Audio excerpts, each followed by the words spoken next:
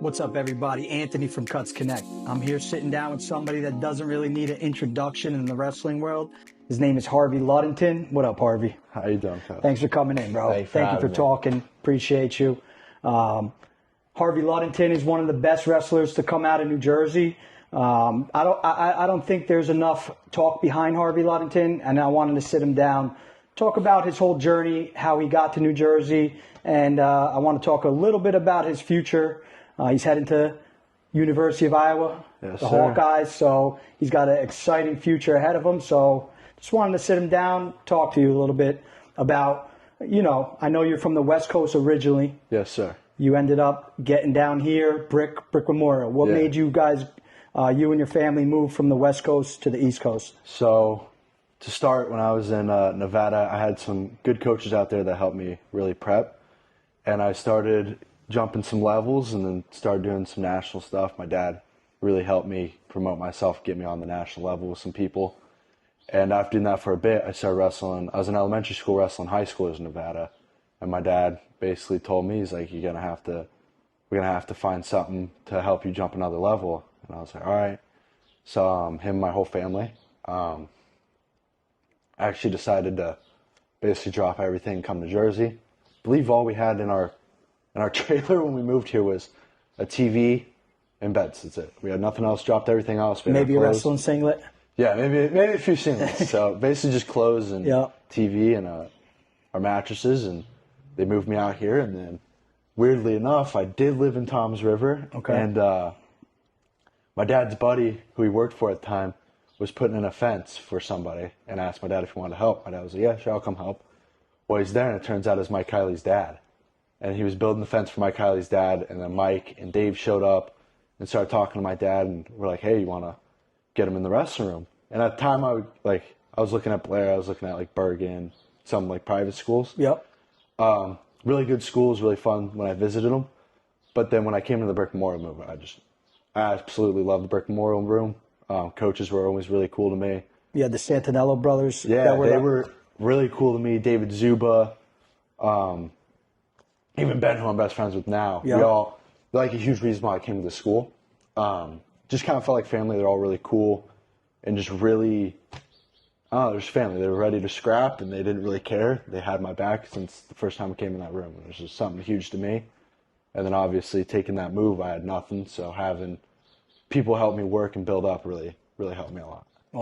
Awesome. Now, you're a 3-time New Jersey State champ, 4-time finalist. Yes, sir. Any other accolades you want to add to that? I know you did a lot of off-season tournaments. You won Fargo this past year. Yeah. Not a point scored on you? No, and I actually just found out I've had one of the fastest times in the history of Fargo. For tax. That's awesome. Now, so you guys moved from the West Coast to the East Coast. No regrets. Obviously, You got right into Brick, right into the movement. Everyone took you in with open arms, and you guys grew from there. And it was really cool to watch you. I got to stick around your junior and senior year, got to go to pretty much every one of your matches, and you're definitely, one of the most exciting wrestlers on the East Coast right now. So let's talk about your future. So we're in the off season of your senior year. Yes, sir. What are we planning on? What are we doing? Or when are we moving to Iowa? I believe, I'm not for sure when I'm fully moving to Iowa yet. Okay. I believe it's sometime in August or late July, sorry.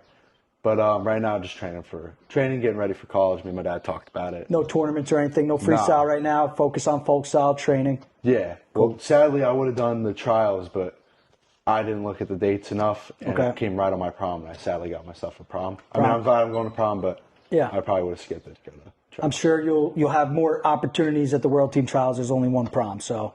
Yeah, and that's one thing Terry and Tom are also huge on, is getting out there doing that national stuff. So they even told me my freshman year they want me doing that.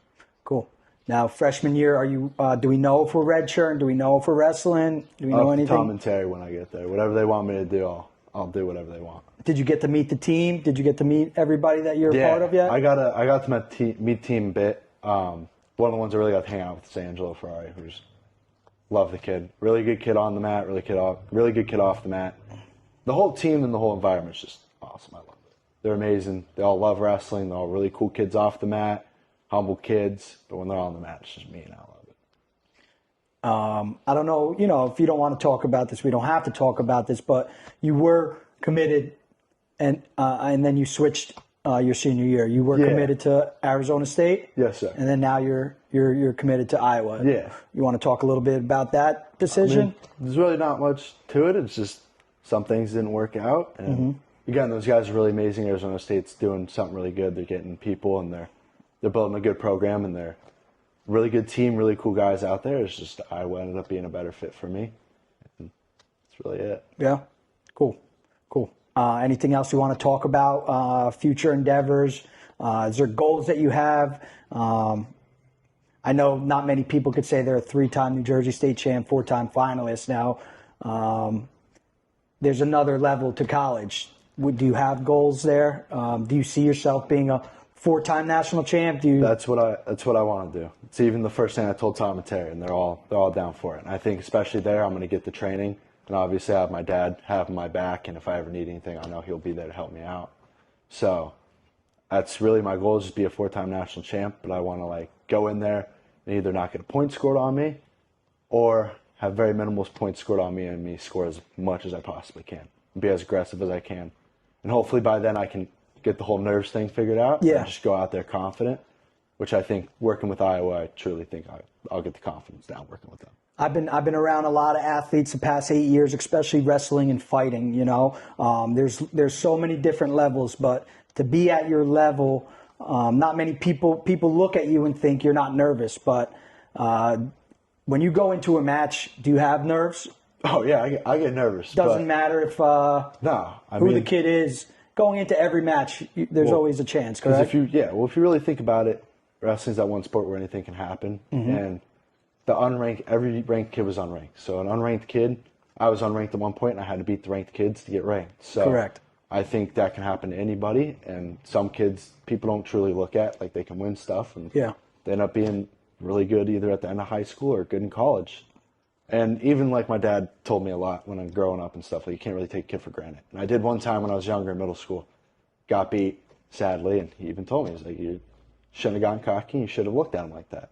He's the one that's always kind of put in my head that anybody can win and anything can happen. So you need to go out there without a little bit less nerves. Yeah. One thing that helped me get less nervous was when he told me just go out there and worry about breaking the kid and scoring as many points, which helped me mentally because it was more instead of worrying about winning or losing, in my head I'm losing if I'm not scoring more points. And if I don't have him broken, I lost. Which also, if I am losing the match, helps because it's he's not broken yet. I have to keep going. That's how you keep your motivation because, I saw at your senior career, your senior year, you might have not had so much competition, but, how do you keep yourself motivated is the question I guess I'm asking. Did you always have a goal to break the most wins in brick? What made you strive to where you are today? Because there's not many wrestlers. Of course, people look at a Harvey Ludington and say, I want to be like you when I grow up and have the accolades that you have. But what drove you to be one of the best in New Jersey? I guess I would ask. Is it a lot driven from your father? Yeah, more or less trying to make him proud and do the things I made him talk about when we were younger. Mm-hmm. Sorry. No, you're good, bro. Talk it out. Go ahead. Sorry, dude, you're good, bro. Getting on me for a second, but doing stuff that me and him talked about when we were younger, and just me and him put in a lot of work and a lot of time, and I didn't want to not do the things I talked about. Correct.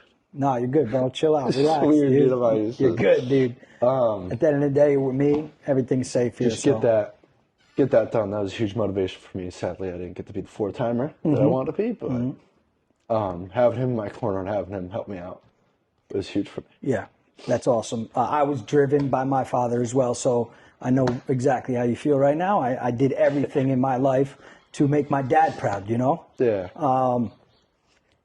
So you're going to make me cry now, motherfucker. So, I appreciate that, admitting that, breaking down. Sometimes, we definitely lose motivation in life.